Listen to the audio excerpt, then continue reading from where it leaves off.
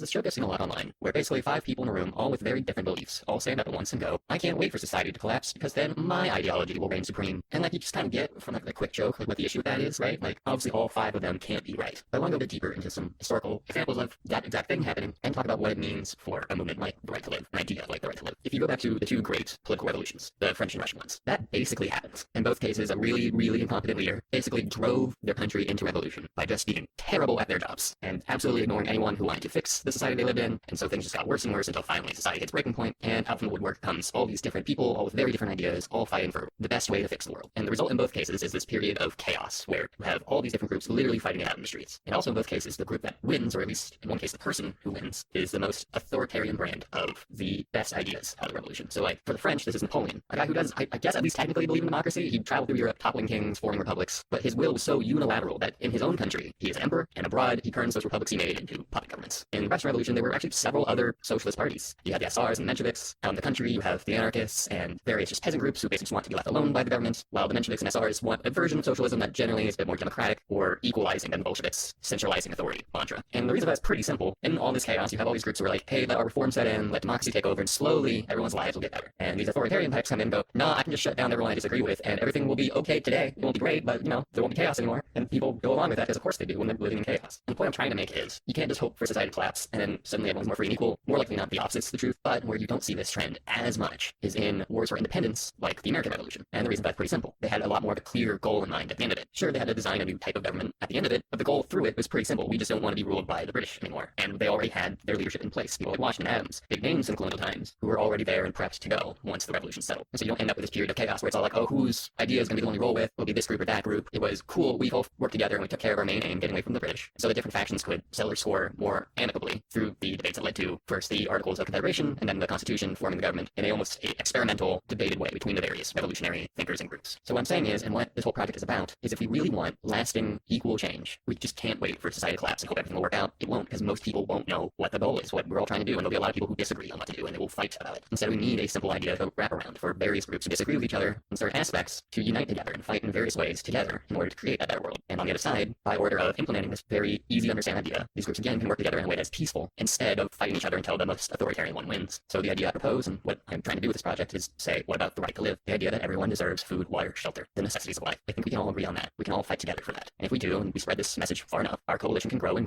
become more powerful. Instead of our majority being fragmented and weak, the 99% can come together, topple the 1%, and for the first time, make a world that is really free and equal.